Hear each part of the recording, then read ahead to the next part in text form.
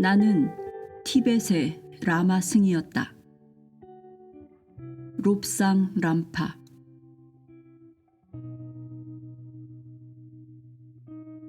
일장. 철없던 어린 시절. 머릿말. 이 책을 펴내는 미국의 출판사는 내게 큰 충격을 주었다.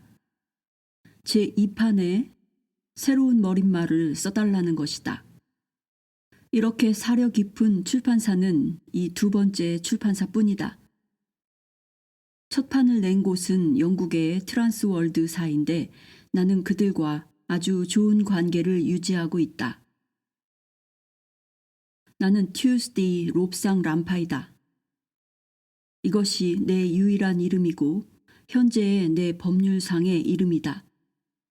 나는 그 밖에 어떤 이름으로 불리어도 대답하지 않는다. 나의 모든 책이 진실이며 내가 한 모든 말들은 절대로 진실이다.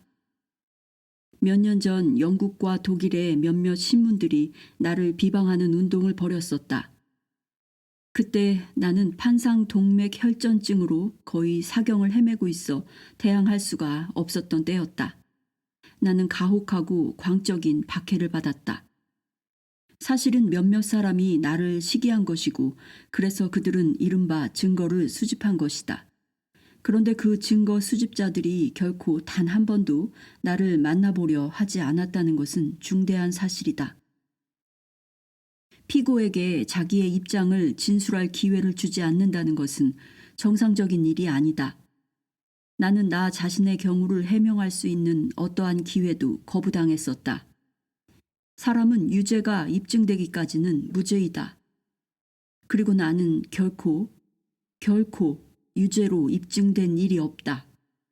영국과 독일의 신문들은 그들의 지면 어느 한 구석도 내게는 할애하려 하지 않았다.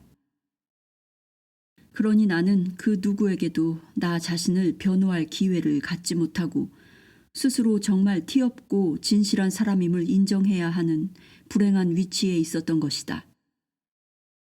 어떤 거대한 텔레비전 방송망이 내게 대담의 기회를 주겠다고 나선 일이 있었다. 그러나 그들은 자기들이 생각하는 대로만 내가 말해야 한다고 우겼다. 다시 말해서 많은 거짓말을 하라는 것이었다. 나는 진실을 말하고 싶었으니 결국 그들은 내게 출연할 기회를 주지 않았다. 다시 한번 되풀이하거니와 나의 저서에 쓰인 모든 것은 진실이다.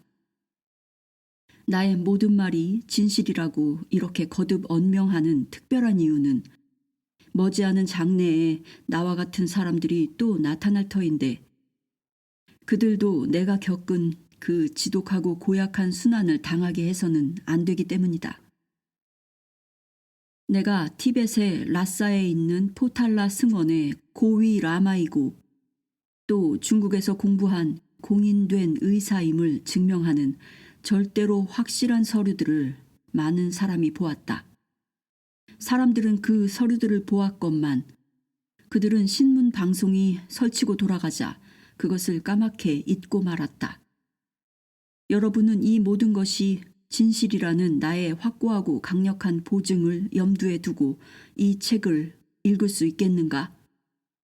나는 내가 확언하는 바로 그대로의 사람이다. 나는 대체 무엇인가? 이 책에 진술된 이야기가 나의 진실을 밝혀주리라. 이제 내게는 이 외에 다른 방도가 없다. 현명한 독자들은 내 이야기의 진실성을 금방 알아차리고 말 것이므로. 1964년 5월 25일 의사요 불교 승려인 튜스데이 롭상 람파. 1장. 철없던 어린 시절. 위! 4살이나 되고도 말잔등에 붙어있지도 못하다니 넌 사내가 되기는 글러먹었다. 내 높으신 아버님이 뭐라 하시겠니? 쯔노이는 조랑말 그리고 거기 매달린 재수없는 기수의 궁둥이를 철썩 때리고 흙바닥에 침을 탁 뱉었다. 포탈라에 금색을 칠한 둥근 지붕, 평지붕들이 찬란한 햇빛 속에서 번쩍이고 있었다. 별로 멀지 않은 곳에는 물새들이 스치고 지나가는 듯한 잔물결이 일렁이는 뱀 사원에 푸른 호수가 있었다. 그 너머에서 라싸의 거리를 막 출발한 느림보 야크 소떼를 몰아세우는 사나이들의 고함 소리가 자갈길을 따라 들려오고 있었다. 바로 이웃 호젓한 들판에서는 의전을 담당하는 스님들이 연습을 하고 있어서 그 웅장한 저음 나팔에 부웅부웅 하는 소리가 울려오고 있었다. 그러나 나는 그런 일상적인 일들에 주의를 기울일 틈이 없었다. 도무지 말을 듣지 않는 내 쪼락말 등에 의젓하게 앉아 그를 부릴 수 있게 되어야 하는 심각한 훈련이었다. 낙힘은 딴 생각을 하고 있었다. 그놈은 제 주인을 팽개치고 멋대로 풀이나 뜯어먹으며 까불고 뒷발로 하늘을 걷어차고 싶었던 것이다. 찌은오이는 엄하고 무서운 감독자였다. 그의 지난 날은 거칠고 가혹했다. 그런 그가 4살짜리 어린아이를 돌보고 말타기를 가르치는 소임을 맡았으니 그의 인내심은 이내 무너지곤 했다. 캄족의 사내인 그는 그 우람한 체구와 힘 때문에 다른 사람들과 함께 뽑힌 사나이였다. 그의 키는 거의 7척이었고 가슴은 그 키에 걸맞게 넓었다. 두터운 어깨는 그의 두드러진 가슴을 더욱 돋보이게 했다. 서쪽 티벳에는 체구가 크고 힘센 족속이 사는 지역이 있다. 그들 가운데는 7척이 넘는 사람들이 흔히 있으며 그런 사나이들은 전국의 라마 승원에서 경찰의 업무를 맡기기 위하여 선발되는 것이 관례였다. 경찰 승이라고 말할 수 있는 그들은 체구를 돋보이게 하려고 어깨를 두텁게 하고 더욱 사납게 보이려고 얼굴을 검게 했으며 긴 장대를 지니고 다녔다. 그들은 그 장대로 걸려드는 재수없는 범인을 사정없이 후려치는 것이다. 찌은오이는 경찰승이었다. 그러나 이젠 한 귀족 도련님의 남자 보모가 된 것이다. 그는 아주 심하게 발을 절어 걸어 다니지를 못했고 어딜 가나 말을 타고 다녔다. 1904년 영 허스밴드 대령 휘하에 영국군은 파괴를 일삼으며 티벳을 휩쓸고 갔다. 분명히 그들은 우리의 동포를 죽이고 집들을 포격하는 것이 상호 간의 우위를 다지는 가장 쉬운 방법이라고 생각했던 것이다. 그때의 방어군의 일원이 찌였으며 그 전투에서 그는 왼쪽 궁둥이의 반을 날려버린 것이다. 내 아버지는 티벳 정부의 순회 중에 한 사람이었다. 아버지의 가게와 어머니의 가게는 티벳의 가장 높은 10대 가게에 속해 있었고 따라서 아버지 어머니는 그 가문들 사이에서 국사를 다루는 데 있어 상당한 영향력을 행사하는 터였다. 티벳 정부의 조직에 대해서는 나중에 자세히 얘기하기로 하자. 아버지는 몸집이 크고 우람한 사람으로 키가 6척에 가까웠다. 그는 힘도 세어 그것이 자랑거리였다. 아버지는 젊었을 때 조랑말을 번쩍 들어올릴 수 있었다고 하며 캄족의 사나이들과 씨름을 해서 이길 수 있는 보기 드문 역사였다고 한다. 티벳 사람은 대개 검은 머리에 짙은 갈색 눈이다. 그런데 아버지는 드물게 뵈는 예외였으니 밤색 머리에 회색 눈이었던 것이다. 가끔가다 아버지는 우리가 도저히 영문으로 알 수 없게 갑자기 아무 까닭도 없는데 화를 터뜨릴 때가 있었다. 우리는 아버지를 보지 못하는 때가 많았다. 티벳은 험난한 시기를 겪었었다. 영국군이 1904년에 침입하자 달라이라마는 몽고로 피난하면서 자리를 비운 동안의 통치를 내 아버지와 그 밖의 내각 순회들에게 맡겼었다. 1909년 달라이라마는 북경에서 머물다가 라싸로 귀환했다. 1910년에는 영국이 침략에 성공한 전례를 따라 중국군이 라싸를 짓밟았다. 달라이라마는 또다시 피난길에 올라 이때는 인도로 갔다. 중국인들은 중국 혁명이 일어나자 1911년에 라싸에서 철수했지만 그것은 그들이 우리 국민에게 무서운 범죄를 저지른 뒤였다. 1912년 달라이라마는 다시 라싸로 돌아왔다. 달라이라마가 나라를 떠나 있던 그 어려운 시기 동안에 아버지와 그 밖의 몇몇 내각 순회들이 티베트 통치에 전 책임을 져야 했던 것이다. 그때부터 아버지의 성미는 전과 같지 않았다고 어머니는 말하곤 했다. 정말 아버지는 우리 자식들과 함께 할 시간이 없었다. 그러니 우리는 아버지의 사랑을 받아볼 틈이 없었다. 특히 나는 아버지의 화를 돋우는 것 같았고 그래서 나는 아버지의 말대로 되든 안 되든 그 가차없는 쯔노인에게 온통 맡겨져 버렸던 것이다. 내가 쪼락말을 제대로 타지 못하는 그 자체가 쯔노인에게는 인간적인 모욕이었다.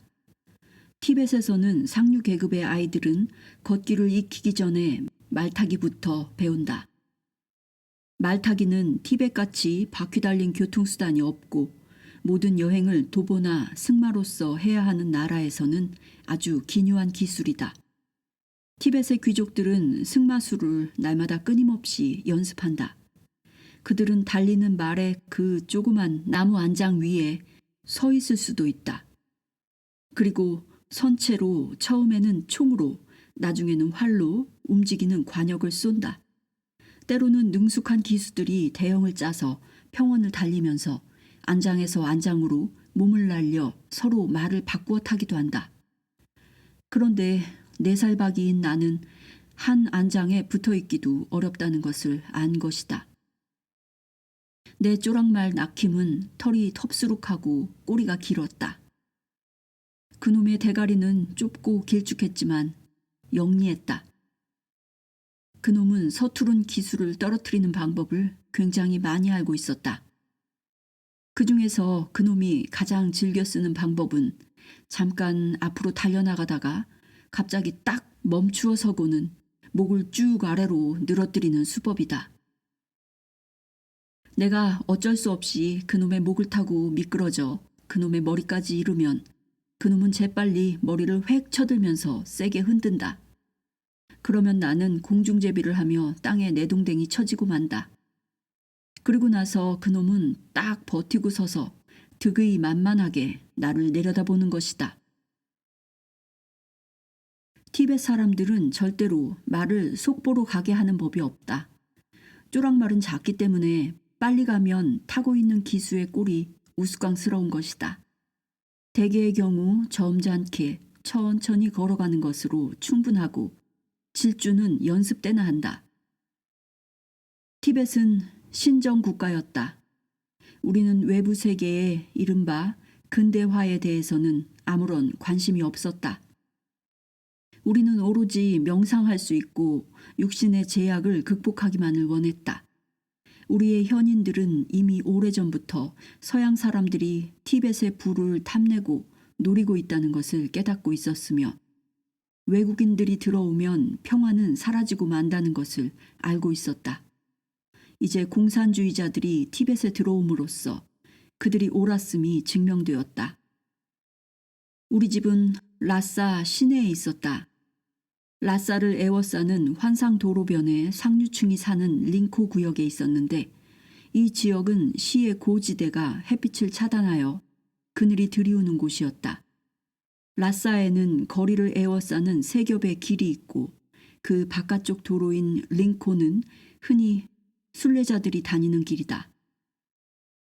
라싸의 모든 집들처럼 내가 태어났을 당시에 우리 집은 길의 면 한쪽이 2층의 높이였다. 누구도 달라이라마를 아래로 내려다보아서는 안 되게 되어 있었기 때문에 주택의 높이는 2층으로 제한되어 있었다. 그런데 집의 높이가 문제가 되는 것은 1년에 한 번 있는 달라이라마의 시가 행진 때뿐이었기 때문에 많은 주택들은 손쉽게 뜯어낼 수 있는 목조 건물을 평지붕 위에 얹어놓고 11개월을 지낸다. 우리 집은 돌로 지은 아주 오래된 집이었다. 집의 구조는 가운데가 비어있는 잎 Gu자 모양으로 되어 있고 가운데는 넓은 안마당이었다. 집에서 기르는 동물들은 대개 아래층에 두고 우리는 위층에서 살았다. 우리 집에는 아래층에서 위층으로 올라가는 돌계단이 있어 좋았다. 티벳의 가옥에서는 대부분 층계가 사다리로 되어 있다. 더욱이 농가에서는 호물판 나무 기둥을 세워놓아 사람들은 언제나 다리가 부러질 위험을 안고 기어올라 다니는 것이다. 이 호물판 기둥은 사람들이 오르내리면서 손에 묻은 야크 소의 기름을 옮겨 묻혀 정말로 미끄럽다. 그러니 자칫하면 주르르 미끄러 떨어지곤 한다. 1910년에 중국군이 침입하였을 때 우리 집은 일부가 부서지고 안의 벽이 무너졌었다. 아버지는 그 집을 4층 높이로 다시 지었다. 그러나 환상도로를 넘어다 보지 못하게 지었기 때문에 시가 행진을 하는 달라이 라마의 머리를 내려다보지는 않았으니 별 말썽이 없었다. 우리 집 앞마당으로 들어가는 대문은 육중하고 해묵어 검게 그을러 있었다. 중국의 침략자들은 그 육중한 나무 기둥을 부수지 못하고 대신 벽을 허물었었다. 그 대문 바로 위가 청지기의 사무실이었다. 그는 집을 출입하는 모든 사람을 볼 수 있었다. 그는 집에서 일하는 사람들을 채용하고 해고하며 집안일이 제대로 행해지도록 보살폈다.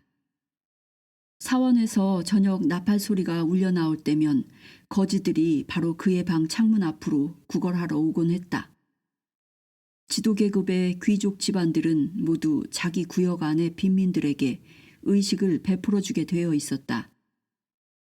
가끔 사슬로 묶인 죄수들이 오기도 했다. 티벳에는 감옥이 많지 않아 죄수들은 거리를 배회하면서 걸식을 했다. 티벳에서는 죄수들을 비웃거나 불황자로 보지 않는다. 티벳 사람들은 잘못을 들키기만 하면 자기 자신도 죄수가 될 수 있다는 것을 알고 있다. 그러니 그렇게 운수가 나빠서 잡힌 사람들을 너그럽게 대해주는 것이다. 승려 2사람이 청지기의 방 오른편에 붙은 방에서 살았다. 그들은 우리 집의 모든 일에 대한 신의 허락과 축복을 위하여 나날이 기도하는 소임을 맡은 승려들이다. 좀 낮은 귀족의 집에는 승려 1사람이 상주한다. 우리 집은 지위가 높아 2 있었던 것 같다. 집안에 어떤 일이든 사전에 이 승려들과 의논을 하게 되어 있고 또 그 일에 대한 신들의 은총을 받도록 그들이 기도를 하게 되어 있었다. 3년마다 승려들은 사원으로 돌아가고 교대하여 새로운 승려 2이 배치되곤 했다. 우리 집에는 각 채마다 예배소가 하나씩 있었다. 거기에는 조각된 나무 제단이 있고 그 앞에는 항상 등잔이 켜져 있었다. 그리고 7개의 정화수 그릇이 있고 하루에 몇 차례씩 물을 갈았다. 언제나 깨끗한 물을 담아두어야 하는 것은 신들이 언제 와서 마실지 모르기 때문이다. 승려들은 가족과 꼭 같은 식사를 하고 극진한 대접을 받는다. 그래야 그들이 기도를 잘 할 수 있고 또 신들에게 우리 집 음식이 좋다고 보고해주기 때문이다. 청지기의 왼편 방에는 법률 전문가가 살고 있었다. 그의 소임은 집안일이 정당하고 합법적으로 처리되는가를 살피는 일이었다. 티벳 사람들은 아주 법을 준수하는 성질이고 우리 아버지는 법을 지키는 데 있어 훌륭한 모범이 되어야만 했던 것이다. 우리 아이들, 형 팔조와 누이 야소다라, 그리고 나, 우리 셋은 길에서 멀리 떨어져 있는 새 채에서 살았다. 우리의 방들 왼편은 예배소였고 바른 편은 교실이었는데 이 교실에는 집안 하인들의 아이도 와서 함께 공부했었다. 우리가 배우는 교과목은 다양하고 지루했다. 팔조는 몸을 오래 지탱하지 못했다. 형은 약질이었고 형과 내가 당해야 했던 힘겨운 삶에 적응하지 못했다. 7살이 되기 전에 그는 우리 곁을 떠나 저승, 사원이 많은 땅으로 돌아갔다.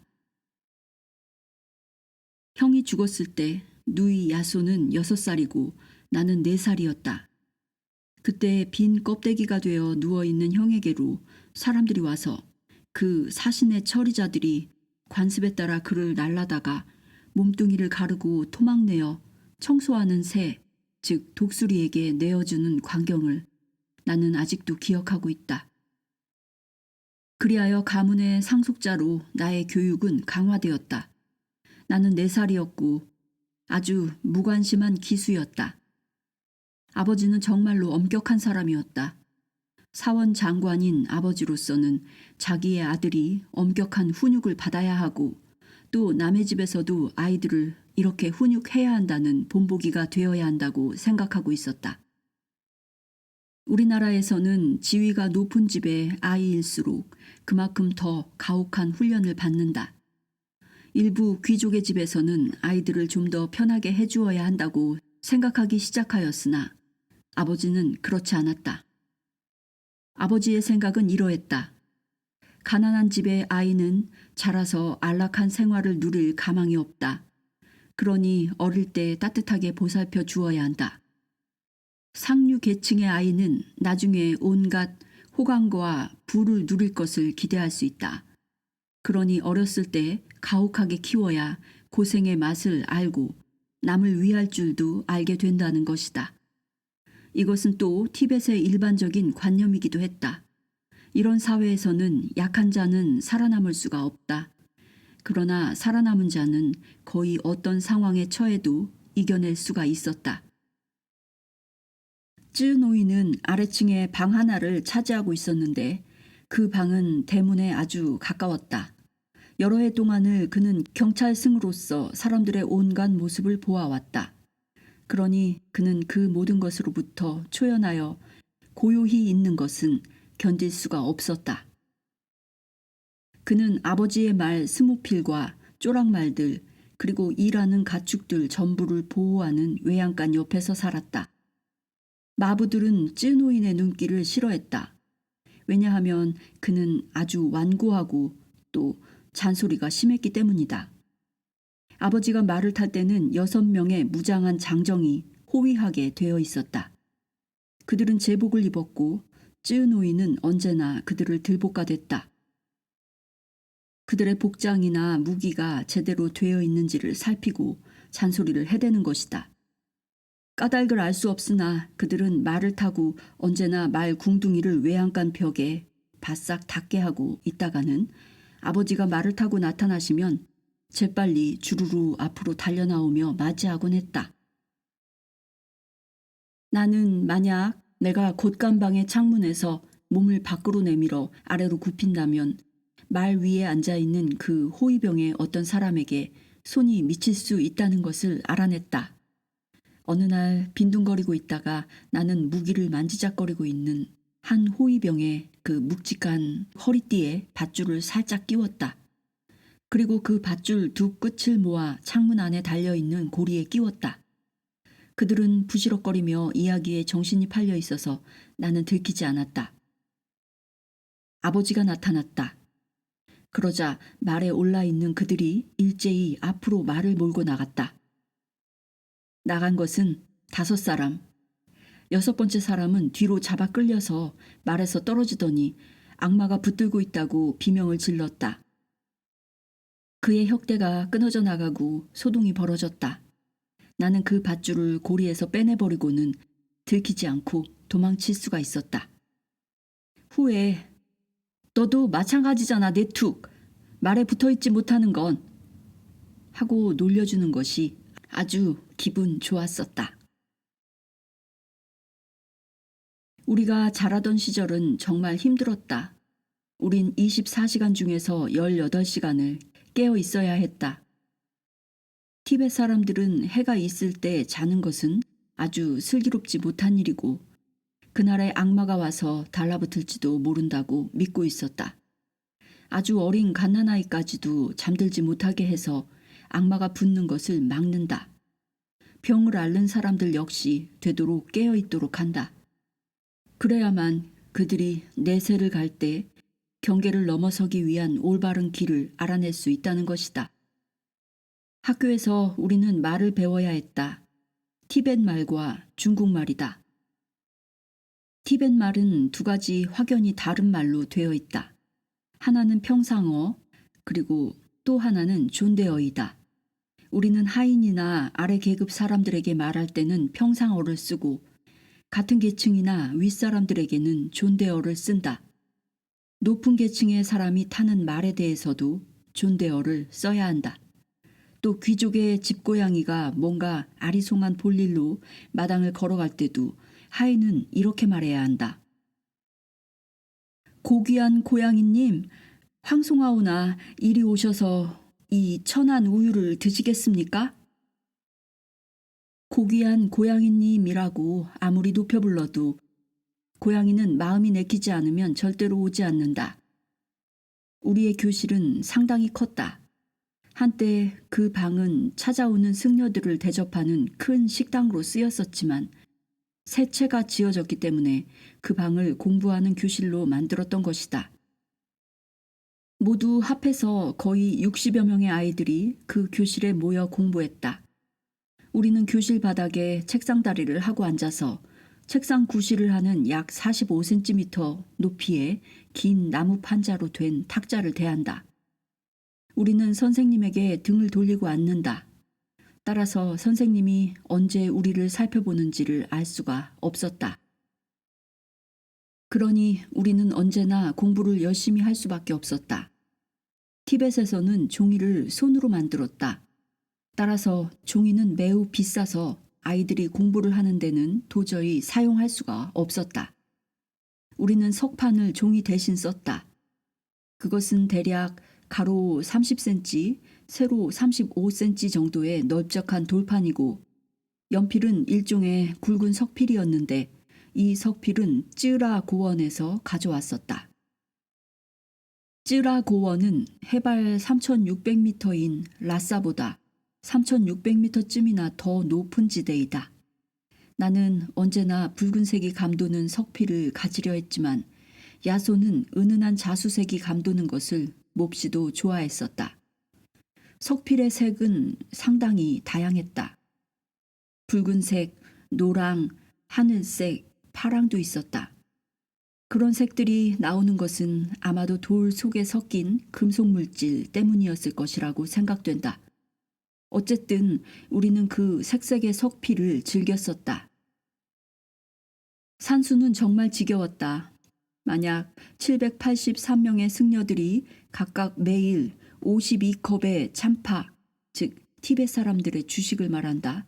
참파를 마신다면 그리고 한 컵에는 8분의 5파인트, 1파인트는 약 0.57리터이다. 이 8분의 5파인트가 담긴다면 일주일분을 담아두려면 얼마만한 크기의 그릇이 필요한가? 누이 야손은 그런 문제를 척척 풀어내며 아무것도 아니라고 생각했다. 그러나 나는 그렇게 척척 해내지를 못했다. 나무를 조각할 때는 내가 소질을 발휘할 수 있었다. 조각은 내가 좋아한 과목이고 또 상당히 솜씨 있게 해낼 수가 있었던 것이다. 티벳에서는 모든 인쇄물을 나무판에 글을 새긴 목판으로 찍어낸다.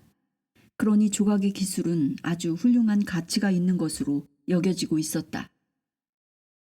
우리 아이들은 함부로 가지고 놀다 버릴 나무가 없었다. 티벳에서는 목재는 대단히 비싸고 귀했다. 왜냐하면 목재는 모두 멀리 인도에서 가져와야 했기 때문이다. 티벳의 나무는 지독하게 단단하고 또 결이 사나웠다. 우리는 결이 부드러워 뾰족한 칼로 쉽게 다듬을 수 있는 동석을 썼다. 어떤 때는 야크소에 굳어진 치즈도 썼다. 한 가지 절대로 잊혀지지 않는 일이 있다. 그것은 율법의 암송이다. 우리는 교실에 들어서면 먼저 그것을 암송해야만 했다. 그리고 또 공부를 마치고 교실로 나갈 때도 마찬가지였다. 율법은 이러하다. 선에게 선을 돌려주라. 점잖은 사람들과 싸우지 말라. 경전을 읽고 그것을 터득하라. 이웃을 도우라. 율법은 부자에게는 가혹하다. 이해와 평등을 일깨우기 위해서. 율법은 가난한 자에게는 너그럽다. 동정을 보여주기 위해서. 빚은 빨리 갚아야 한다. 그러니 이것은 잊어버릴 수가 없었다. 그것을 크게 새겨서 우리 교실의 사방벽에 붙여놓았었다. 그래도 우리의 생활은 온통 공부만 하고 침울하기만 한 것은 아니었다. 우린 공부 못지않게 열심히 놀기도 했다. 우리의 놀이는 모두가 우리를 단련시켜주는 내용들이었다. 그래야만 우리가 가혹한 티벳의 그 극단적인 온도의 변화를 이겨낼 힘이 길러지는 것이다. 티벳에서는 여름 한나절에는 섭씨 30도까지 기온이 올라가지만 같은 철의 밤에는 무려 4도까지 기온이 떨어질 때도 있다. 더구나 겨울에는 그보다도 더 추울 때가 흔히 있다. 활쏘기는 아주 재미있었고 또 근육을 발달시켜 주었다. 우리는 인도에서 수입한 수송으로 만든 활을 썼고 때로는 티벳의 나무로 석공을 만들기도 했다. 불교 신자의 우리는 절대로 산 짐승을 쏘지는 않는다. 하인들이 숨어서 긴 줄을 당겨 흔들게 하면 줄에 달린 표적이 훌쩍 올라갔다 내려갔다 한다. 물론 쏘는 우리는 표적이 어디서 어떻게 나타날지 알 수가 없었다. 나 말고는 대개가 다 질주하는 조랑말의 안장 위에 서 있으면서 표적을 맞출 수가 있었다. 나는 도저히 그렇게 오래 서 있을 수가 없었다. 멀리 뛰기는 그러나 별개 문제였다. 말을 타고 5미터쯤 되는 장대를 들고 힘껏 달려나간다. 충분히 속력이 붙었을 때 장대를 짚고 도약하는 것이다. 다른 사람들은 너무 말타기에만 의지해서 다리에 힘이 없지만 나는 주로 다리를 쓰기 때문에 정말 힘차게 도약할 수가 있다고 뽐내곤 했었다. 그렇게 해서 개천을 뛰어넘는 연습은 아주 좋은 훈련이었다. 나처럼 해내려고 기를 쓰며 달리다가 하나씩 하나씩 물속으로 빠져버리는 꼴을 보는 것은 정말 기분이 좋았다. 중마타고 걷기가 또 다른 우리의 놀이였다. 우린 언제나 멋지게 차려입고 중마에 올라 거인이 되곤 했으며 또 흔히 중마를 타고 맞붙어 얼르기도 했다. 먼저 쓰러지는 사람이 지는 것이다. 중마는 모두 집에서 만든 것들이었다. 가게에 가봤댔자 그런 것은 팔지를 않았다. 그런데 집에서 만들기 위해 재료, 즉 그저 적당한 나무 토막들을 손에 넣으려면 가게를 보는 사람, 즉 대개 상점의 서기들을 온갖 수다를 다 떨어 설복해야만 했다. 나무는 결이 좋아야 하고 옹이가 없어야 한다. 또 발을 얻는 쐐기 모양의 토막이 있어야 한다. 함부로 쓸 수가 없는 목재였으니 우리는 기회가 돌아오기를 기다려야 했고 또 가장 좋은 시기에 말을 꺼내야 했다. 소녀와 젊은 여자들은 일종의 제기차기 놀이를 했었다. 조그만 나무 토막 꼭지에 구멍이 나 있고 거기에 깃털을 꽂아 놓은 제기이다. 제기는 발을 써서 공중에 떠 있게 해야 한다.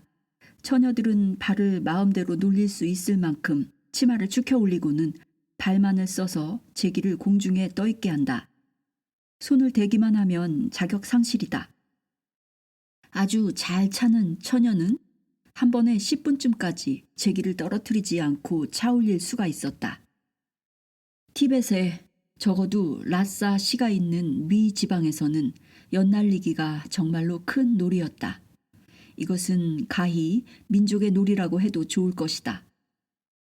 이 놀이는 다만 일정한 철의 일정한 시기 동안에만 즐길 수가 있는 놀이였다. 연을 산에서 날리면 비가 억수같이 쏟아진다는 말이 전해져 왔고 그 당시에는 그것은 비의 신이 노하기 때문이라고 여겨지고 있었다. 따라서 연은 가을철에만 날릴 수가 있게 되어 있었다. 티벳에서의 가을은 건조한 계절인 것이다. 또 어느 기간 동안에는 사람이 산에서 소리를 지르지 못하게 되어 있다. 왜냐하면 고함 소리의 메아리가 인도에서부터 수분을 잔뜩 머금고 온 비구름으로 하여금 그 수분을 너무 빨리 쏟아놓게 해서 결국 엉뚱한 곳에 비를 오게 하기 때문이다. 자, 가을의 첫날이 되면 먼저 하나의 연이 포탈라의 지붕으로부터 날려보내진다.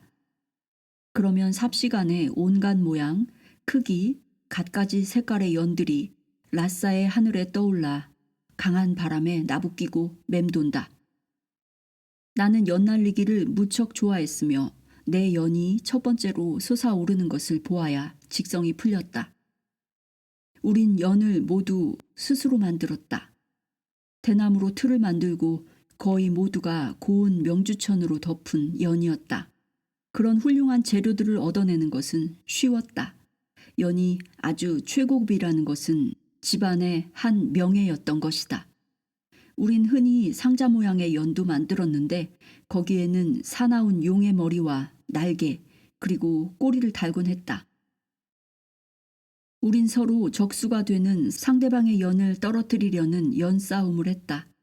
연줄에 사금팔이나 유리 조각을 매달기도 하고 또 유리가루를 풀에 개어 연줄에 먹여서 상대방의 연줄을 끊어 떨어지는 연을 차지하려는 것이다.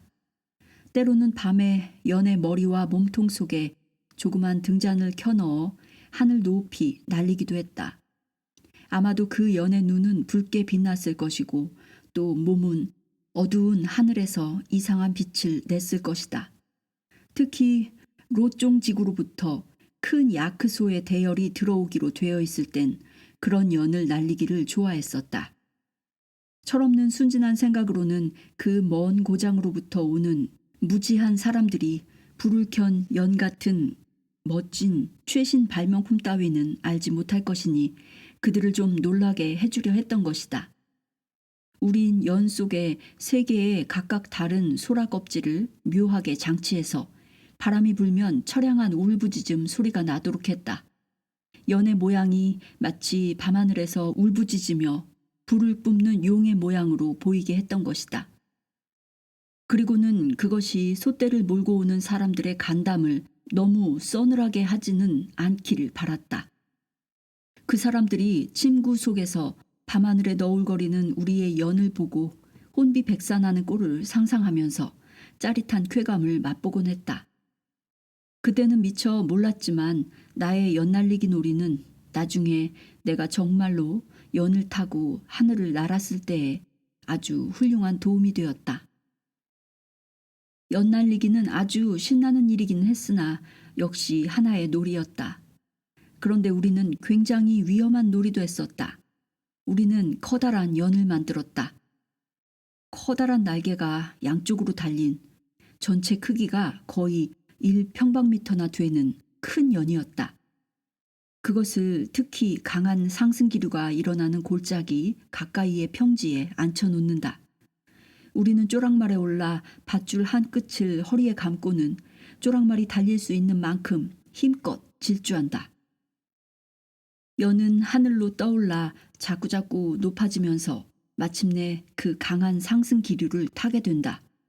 그런 과정에서 몸이 곧바로 휙 들리게 되며 가히 3, 4미터나 공중에 들어 올려졌다가 흔들흔들 천천히 땅으로 떨어진다.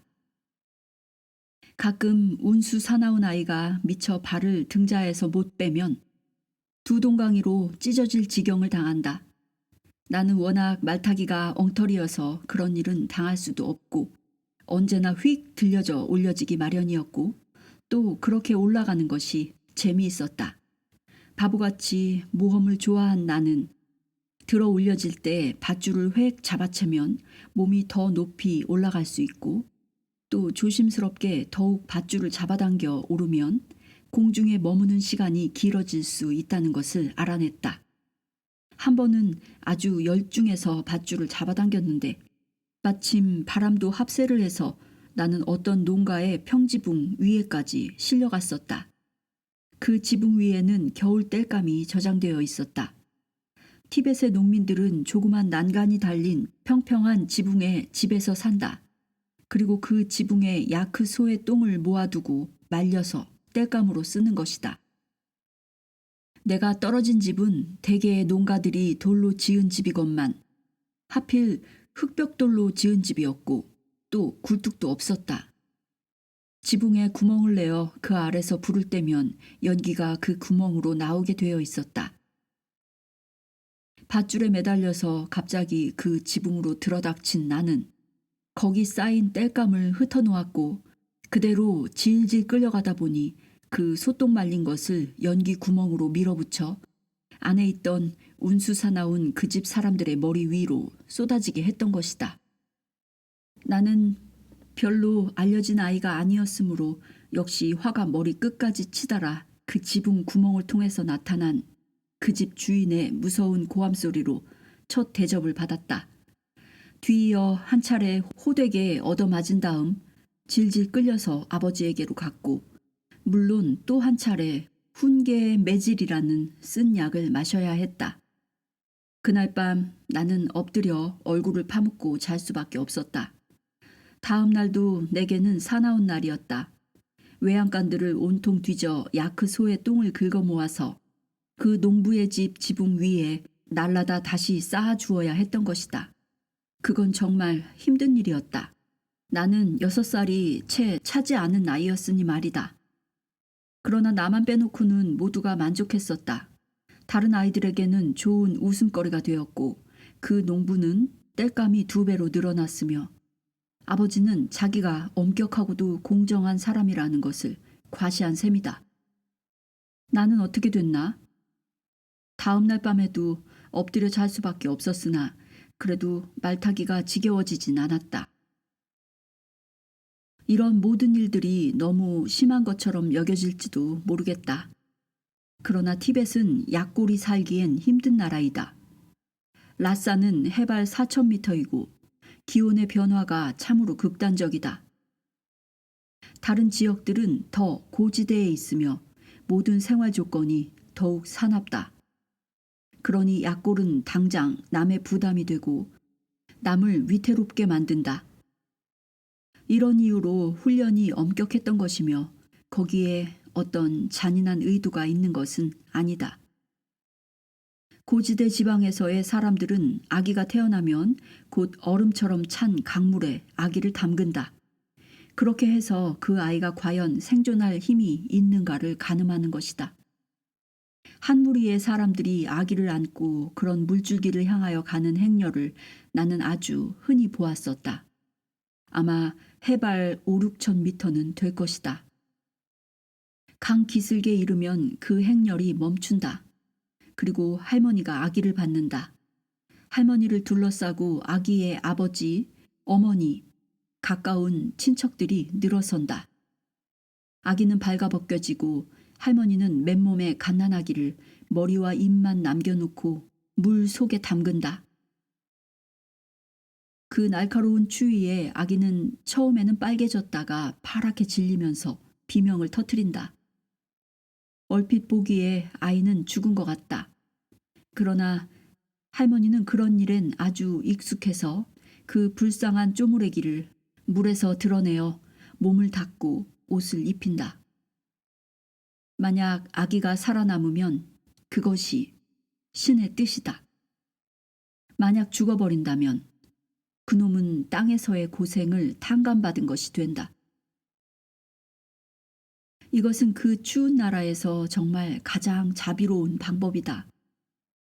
의술의 혜택을 거의 받지 못하는 티벳 같은 나라에서 불치의 병신이 되기보다는 몇몇 갓난아기가 일찍 죽어버리는 것이 훨씬 나은 일이다.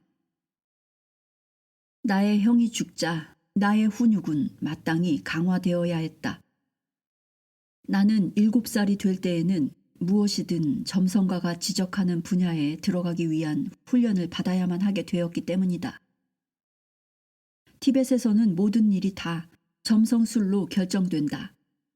야크소를 사는 일에서부터 한 사람이 일생 동안 종사할 직업에 이르기까지 대소사를 모두 점성술로 결정하는 것이다. 어느덧 내 나이가 7이 되는 때가 가까워졌고 나의 7살 생일 직전에 어머니는 아주 큰 잔치를 베풀게 되었다.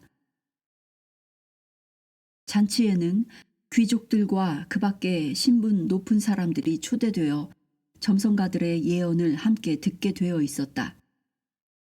어머니는 몸집이 토실토실하고 둥근 얼굴에 검은 머리였다. 티벳의 여인들은 일종의 나무로 만든 틀로 되어 있는 머리 장식을 쓰고 그 장식 틀에 걸쳐서 머리를 늘어뜨려 전체가 화려한 장막처럼 꾸민다. 그 머리 장식들은 아주 정교하게 세공된 것이어서 흔히 진홍색의 오치를 입히고 귀석들을 받고 또 비치와 산호를 상감한다. 비치와 산호를 상감한다.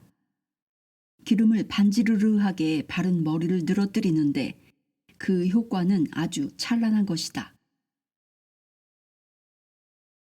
티벳 여인들은 빨간색, 파란색, 노란색의 굉장히 화려한 옷을 즐겨 입는다. 대개의 경우에는 단색이고 대조되는 그러나 조화가 잘 된 색에 가로 줄무늬가 쳐진 앞치마를 두른다. 그리고 왼쪽 귀에는 귀걸이를 다는데 그 크기는 본인의 신분에 달려 있다. 어머니는 가장 높은 가문의 부인으로서 길이 15cm가 넘는 귀걸이를 가지고 있었다. 우리는 여자가 절대로 남자와 꼭 같은 권리를 가져야 한다고 생각하고 있었지만 집안을 꾸려나가는 데 있어서는 어머니는 그 한계를 훨씬 넘어서는 분명한 독재자였고 자기가 원하는 것은 언제나 해내는 전제 군주였다. 잔치를 위하여 집안과 마당을 꾸미고 가꾸는 소란이 벌어졌고 어머니는 정말 어머니다운 천분을 발휘했다.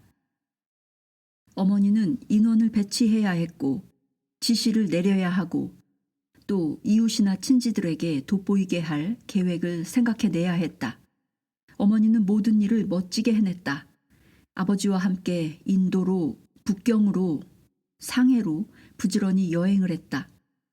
어머니는 기발한 생각을 많이 가지고 있었다. 잔치의 날짜가 결정되고 언제나 가장 중요한 통신을 위해서만 쓰는 손으로 만든 두터운 종이에 승려들이 정중하게 쓴 초청장이 마련되었다. 하나의 초청장은 약 30cm 넓이에 길이가 60cm쯤 되었다. 한 장 한 장의 초청장에는 아버지의 가문을 나타내는 도장이 찍혔고 어머니도 10대 가문의 하나에 속하기 때문에 어머니 도장도 역시 찍혀 있어야 했다. 또 어머니와 아버지 공동의 도장이 있었으니 초청장마다에는 3개의 도장이 찍혔다. 이렇게 만든 초청장은 그야말로 어마어마한 문서였다.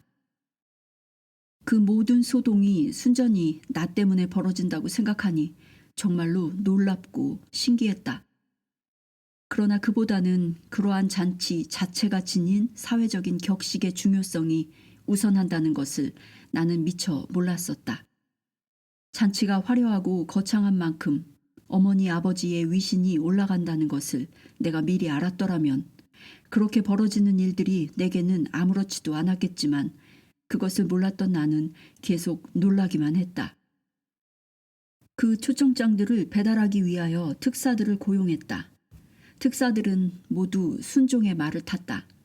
특사들 각자가 끝을 쪼개놓은 장대를 들었다. 그 홈에 초청장이 끼워져 있는 것이다. 그리고 장대에는 기도문을 찍은 헝겊을 감아 화려하게 장식되어 있어 그 헝겊 끝이 바람에 펄럭였다. 마당은 떠날 차비를 차리고 동시에 출발하려는 특사들로 온통 난장판이었다. 하인들은 하도 소리를 지르다 보니 목이 쉬었고 말들은 울어대고 몸집이 우람한 검은 맹견은 미친 듯이 지저대고 있었다. 육중한 대문이 삐거덕거리며 열리기 시작하자 큰 잔에 남은 티벳 맥주를 꿀꺽꿀꺽 들이키고 잔을 내려놓는 딸가닥 소리가 뒤엉키고 특사들의 무리가 거칠게 소리치며 일제히 전속력으로 달려나갔다. 티벳에서는 사자들이 글로 쓴 서신을 전달하지만 동시에 또 구두로 전하는 내용을 말해주게 되어 있다. 그런데 그 구두로 전하는 내용은 아주 판이할 수도 있는 것이다. 옛날에 도적대가 길목을 지키고 있다가 사자들을 습격하여 서신을 빼앗아 가지고는 그 내용에 따라 경계가 허술한 집이나 행사 장소를 습격하곤 했었다. 그래서 전하는 서신은 흔히 도적들을 꿰어서 잡히기 쉬운 장소로 유인하는 내용으로 쓰는 것이 관습화되었다. 이렇게 글로 써보내고 동시에 말로 전하는 식의 오래된 통신 방법은 과거의 유산이었다. 오늘날까지도 서신과 구두 전원의 내용이 다르며 구두 전원의 내용이 항상 정확한 것으로 받아들여진다. 집안은 모든 것이 온통 야단 법석이었다. 집의 벽들을 모두 씻어내고 색을 다시 칠했으며 바닥도 물론 씻어내고 닦아 마루바닥은 정말 걷기가 겁날 정도로 매끄러웠다. 큰 방에 있는 조각한 나무로 짜놓은 제단도 말끔히 닦아내고 칠을 다시 했으며 새로 여러 개의 버터 등잔을 켜놓았다. 그 등잔들 가운데는 금으로 만든 등잔도 있고 은으로 만든 등잔도 있었다. 그러나 모든 등잔을 지독하게 닦아놓았기 때문에 어느 것이 어느 것인지 얼핏 보아서는 분간할 수 없었다. 쉴 사이 없이 어머니와 우두머리 청지기는 젠걸음으로 돌아다니며 여기서 잔소리를 하고 저기서 지시를 내리고 하여 하인들은 모두가 처참한 지경을 당하고 있었다. 그때만 해도 우리 집에는 50명 이상의 하인이 있었다. 거기다 잔치를 위하여 더 많은 사람을 고용했다. 그 모두가 한결같이 바쁘기만 했는데 그것이 모두 한 사람의 의지에 의하여 일어난 소란이었다.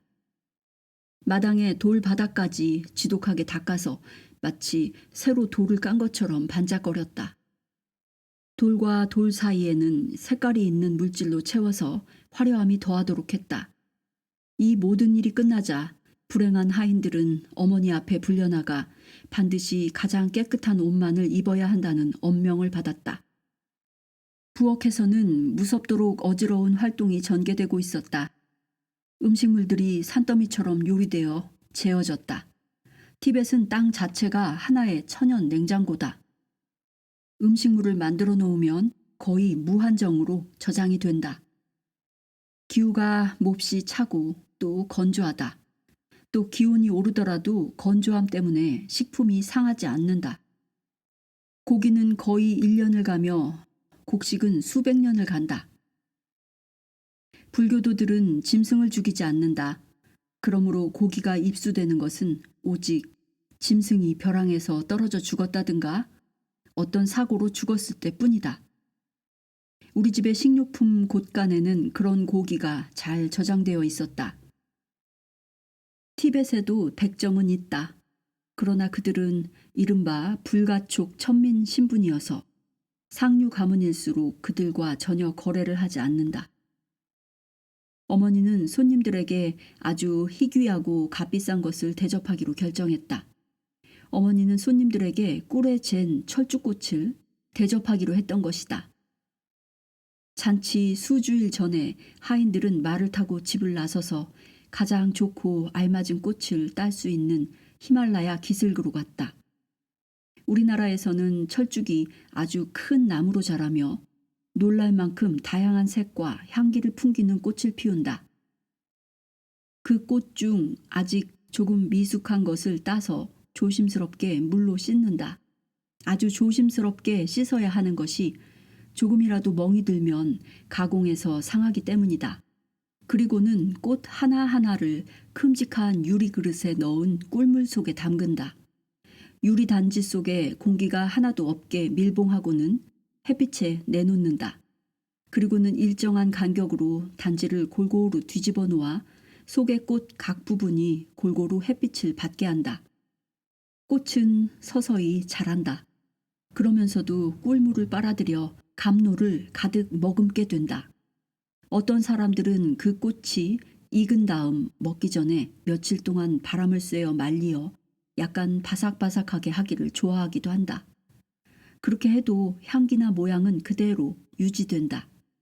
또 거기에다 눈이 온 것처럼 보이게 설탕을 조금 뿌린다. 아버지는 그것을 만드는 비용에 대해 불평을 했다. 그 꽃요리에 드는 돈이면 새끼 달린 야크소 10마리는 사겠소. 어머니의 대답은 전형적인 안주인의 그것이었다.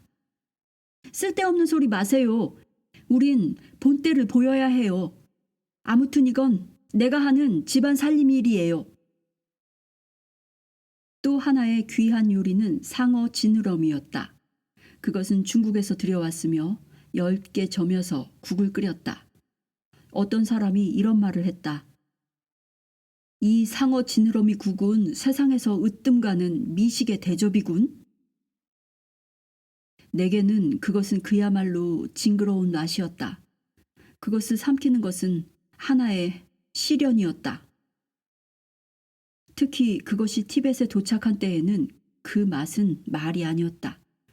아마 중국의 상어 상인들이 미처 그것은 생각지 못했으리라. 좋은 말로 한다면 그것은 약간 같다고나 할까? 그런데 또 그것이 어떤 사람에게는 더 맛을 돋운다는 것이었다. 내가 가장 좋아한 것은 역시 중국에서 들여온 부드럽고 싱싱한 어린 죽순이었다. 죽순을 여러 가지로 요리할 수 있으나 나는 그저 소금을 조금 뿌려서 날로 먹는 것을 좋아했다. 그 중에서도 내가 즐긴 것은 막 삐져나온 연두색이 감도는 노란 끝부분이었다. 죽순의 대부분은 요리를 하기 전에 그 끝이 없어져 버리는 것 같은데 그건 요리사가 그렇게 다루기 때문이다. 야속하게도 요리사 자신이 역시 그 부분을 좋아하는 모양이었다. 티벳의 요리사들은 모두 남자이다. 여자들은 참파를 반죽해내지 못하며 또 제대로 재료를 배합하지 못한다. 여자들은 그저 재료를 한 줌 쥐어서 이겨대어 덩어리를 만들고 어림짐작으로 익힌다. 남자들은 훨씬 철저하고 정성껏 힘들여 반죽을 하며 따라서 솜씨가 더 좋은 숙련된 요리사이다. 여자들은 먼지를 털거나 조잘대는 데는 솜씨가 있었고 물론 그 밖에도 몇 가지 일은 잘한다. 그러나 참파를 만드는 데는 서툰 것이다. 참파란 티벳 사람들의 주식이다. 어떤 사람은 태어나서 맞는 처음의 식사부터 삶의 마지막 식사까지가 모두 참파와 차인 사람도 있다. 참파는 보리로 만든다. 먼저 보리를 아주 바삭바삭하고 황금빛 감도는 갈색이 되도록 볶는다. 그리고는 그것을 빻아서 가루가 되게 하여 그것을 다시 볶는다. 이렇게 볶은 보리가루에 뜨거운 버터차를 섞어 완전히 풀기가 나와 반죽이 될 때까지 젓고 익힌다. 거기에다 소금, 붕사, 야크소의 버터를 섞어 맛을 낸다. 끝으로 이 반죽을 넓적한 조각으로 또는 들고 먹기 좋은 크기의 덩이로 심지어는 갖가지 예쁜 모양으로 빚어낸다. 참파는 그것만으로는 그저 단순한 맛의 음식이지만 참으로 간편하고도 영양분이 농축되어 있는 음식이며 어떤 고지대에서나 어떤 상황 하에서도 생명을 지탱해주는 훌륭한 식품인 것이다. 한쪽에서는 하인들이 참파를 만들어내고 한쪽에서는 버터를 만들고 있었다. 티벳에서 버터를 만드는 방법은 위생이라는 관점에서 찬양할 만한 것이 못 된다. 우리가 쓰는 버터 만드는 통은 커다란 양가죽 주머니인데 속은 양털이 그대로 붙어 있다. 그 가죽 주머니 속에 야크 소의 젖이나 양젖을 채우고 주머니에 목을 비틀어 접어서 동여매어 새지 않게 한다. 그 주머니를 버터가 형성될 때까지 아래 위로 부딪히게 한다. 우리 집에는 특별히 버터를 만드는 바닥이 있었다. 그 바닥에는 10cm 높이의 돌기들이 나와 있다. 젖이 가득 담긴 주머니를 들어 올렸다가는 그 돌기 위로 떨어뜨리면 젖이 분해되어 버터가 형성되는 효과가 나는 것이다. 10명이 넘는 하인들이 몇 시간씩 꾸준히 그 가죽 주머니들을 들었다 떨어뜨리는 광경과 조리를 지켜보고 있는 것은 지루한 일이었다. 주머니를 들어 올릴 땐 우움 하고 힘을 쓰는 소리가 나고 떨어뜨릴 때는 철썩 하고 미어지는 소리가 났다.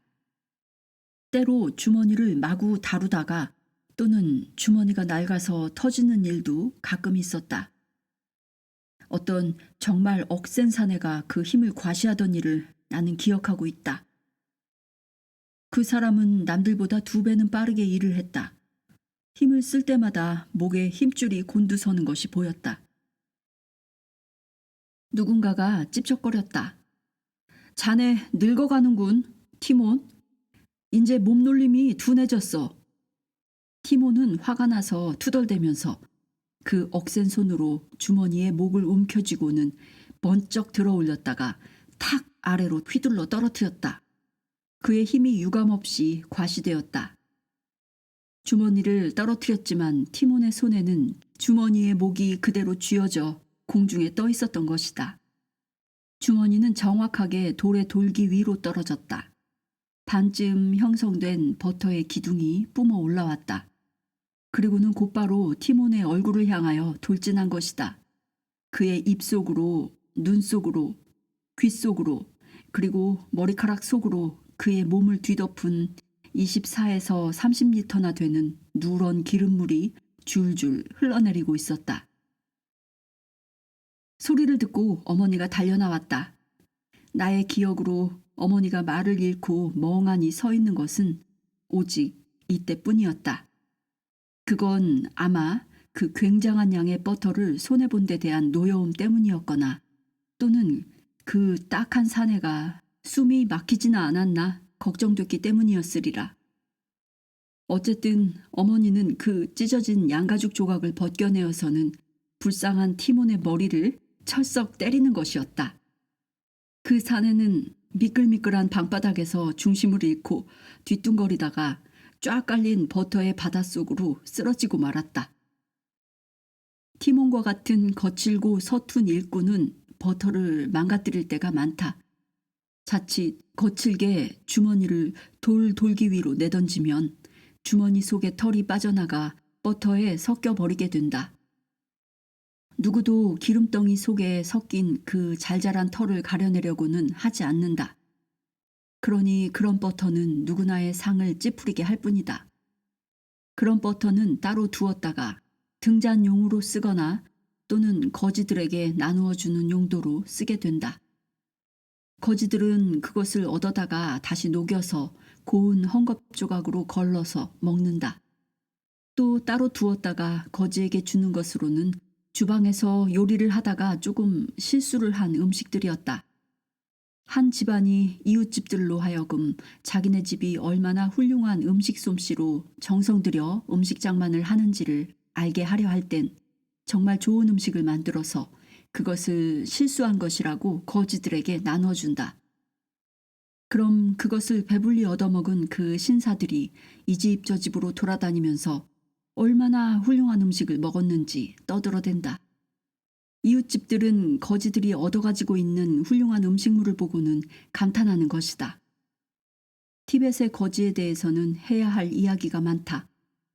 그들은 결코 부족함을 모르고 산다. 그들은 그들대로의 직업적 수완을 발휘함으로써 아주 안락하게 살아갈 수가 있다. 대부분 동양의 나라들에서는 걸식이 수치스러운 일이 아니다. 승려들은 흔히 사원에서 사원으로 걸식하며 다닌다. 이것은 하나의 공인된 수행이며 말하자면 외국에서 자선기금을 모집하는 것이나 다름없는 행위로 간주되고 있다. 수행길에 있는 승려에게 음식을 베푸는 것은 아주 착한 일로 인식되고 있다. 거지들도 그들 나름의 규칙이 있다. 어떤 집에서 한 거지에게 베풀어 주었다면 그 거지는 일정 기간 동안은 그 집을 다시 찾지 않는다. 우리 집에 파견된 2명의 승려들도 닥쳐온 잔치를 준비하는 데 있어 그들대로의 몫이 있었다. 그들은 우리 집 고기 저장소에 가서 거기 들어있는 짐승의 시체 하나하나에게 주문을 외워서 그 몸에 들어있었던 영혼을 위하여 축복하는 기도를 드렸다. 우리는 만약 어떤 짐승이 죽어 사고로 죽었다 하더라도 마찬가지다. 즉, 그 짐승이 죽어 그 고기를 먹었다면 먹은 사람은 그 짐승에 대하여 빚을 진 것이라는 믿음을 갖고 있었다. 그런 빚은 승려가 그 짐승이 내세에서보다도 높은 신분으로 이 세상에 환생하도록 기도해 주는 것으로 갚아진다. 사원에는 동물의 넋을 위하여 기도하는 일에만 전념하는 승려들도 있었다. 또 우리 집 승려들은 먼 길을 가게 된 말들에게 떠나기 전에 지치지 않고 다녀오도록 기도하는 일도 맡고 있었다. 이런 의미에서 우리 집 말들은 절대로 하루 이상을 계속해서 일하는 일이 없었다. 어떤 말을 하루 탔으면 그 말은 다음 날엔 반드시 쉬게 되어 있었던 것이다. 이와 똑같은 규칙이 다른 사역 가축들에게도 적용되었다. 그리고 가축들 스스로도 그것을 알고 있었다. 만일 어떤 말을 골라 타고 가려는데 그 말이 전날 부려진 말일 때는 그놈은 아무리 몰아세워도 뻣뻣이 서 있기만 하고 절대로 움직이지 않는다. 안장을 내려놓으면 비로소 그놈은 척 하고 돌아서서 마치 그럼 그렇지 부당한 일을 중재하니 대견하구나 하고 뇌까리듯 고개를 한번 흔들고는 제자리로 가버린다. 노새란 놈은 더 고약했다. 그놈들은 짐을 다 실을 때까지 기다린다. 그리고는 떠나려는 찰나에 벌렁 드러누워서는 짐을 이기려고 하는 것이다. 우리 집엔 3마리의 고양이가 있었는데 그것들은 끊임없이 임무를 수행하고 있었다. 하나는 마구간에서 살았고 생쥐들을 무섭게 훈련시키고 있었다. 생쥐들이 생쥐로 살아남으려면 아주 조심성 있는 생쥐가 되어야만 했다. 또 한 마리는 부엌에서 살았다. 그놈은 늑수구레하고 좀 바보였다.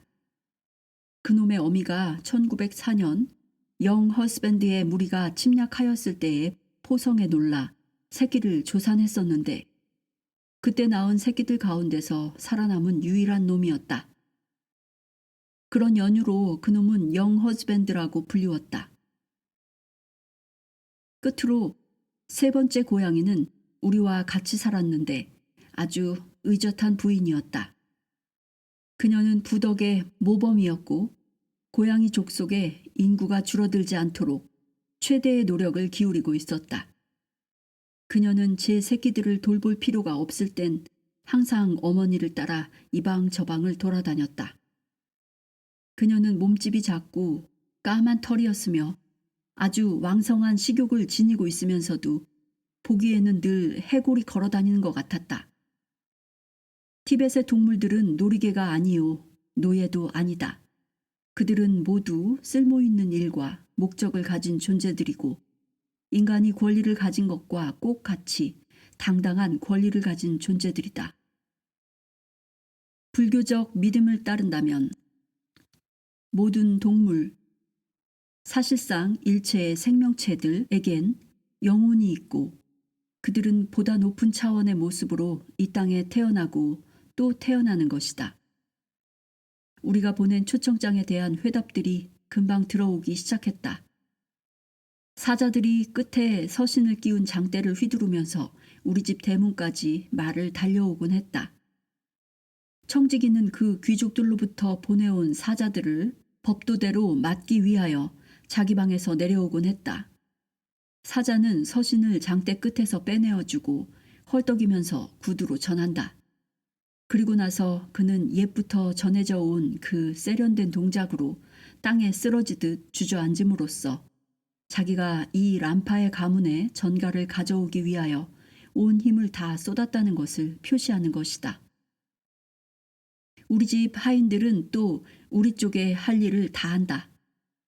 그렇게 주저앉은 사자 둘레를 쭉 둘러싸고 제가끔 웅성웅성 한마디씩 하는 것이다. 아유, 가엾은 사람 같으니 정말 굉장히 빨리 달려왔구먼. 너무 빨리 달려오느라고 가슴이 터졌겠다. 정말 훌륭한 심부름꾼이군. 나는 한번 공연히 말참견을 했다가 무안을 당한 일이 있다. 아니야, 아니야. 저 사람은 저기서 잠깐 쉬다가 막 달려들어왔단 말이야. 그 바람에 벌어진 딱한 광경에 대해서는 차라리 덮어두는 것이 현명할 것이다. 마침내 그날이 왔다. 내가 두려워하던 그날. 내 마음과는 아무 상관도 없이 내 앞길을 결정해버리는 그날이다. 새벽의 첫 햇살이 멀리 산 너머에서 살며시 비쳐들기 시작했다. 그때 하인이 내 방으로 달려들어왔다. 원, 이런, 아직 안 일어났어, 튜스데이 롭상란파? 저런, 넌 잠꾸러기야. 벌써 4시다, 4시. 할 일이 많단다. 어서 일어나. 나는 담요를 제치고 일어섰다. 내게 있어서 이날은 삶의 길을 정하는 날이었다. 티벳에서는 2가지의 이름을 갖는다. 첫째 이름은 자기가 태어난 요일을 표시하는 것이다. 나는 튜스디, 곧 화요일에 태어났기 때문에 튜스디가 내 첫째 이름이다. 튜스디는 영어이다. 티벳어로는 너무 복잡하기 때문에 여기서는 영어를 사용한다. 다음엔 롭상, 이건 부모가 지어준 이름이다. 그런데 어려서 승원에 들어가게 되면 또 다른 이름을 받게 된다. 곧 승명이다. 자, 나는 또 하나의 이름을 받게 될 것인가? 오직 흘러가는 시간만이 대답해 주리라. 그때 7살이 된 나는 60km 밖에 있는 창포강을 따라 흔들거리며 오르내리는 뱃사람이 되고 싶었다. 그런데 가만히 있자. 정말 그런가? 뱃사람은 신분이 천민이다. 왜냐하면 그들이 타는 배는 나무로 짠 틀에 야크의 가죽을 씌운 것이니까. 뱃사람? 천민? 아니야. 난 연날리기 전문가가 되고 싶어. 그게 훨씬 낫다.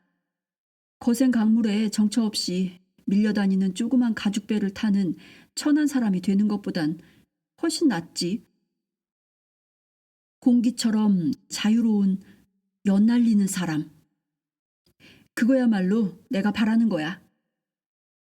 그리고는 커다란 머리와 이글거리는 눈을 단 엄청난 연을 만들어야지. 그러나 오늘 승려 점성가들은 따로 할 말이 있을 것이다. 어물어물하다가는 창문으로 빠져나가 도망칠 틈도 없을지 모른다. 하려면 지금 해야지. 아버지는 곧 사람을 풀어서 날 잡아들이겠지? 아니야. 어쨌든 난 람파 가문의 아들이야. 가문의 전통을 지켜야지. 어쩜 점성가들이 내가 연날리기 전문가가 되어야 한다고 말할지도 모르니까. 나는 그저 기다려 볼 수밖에 없었다.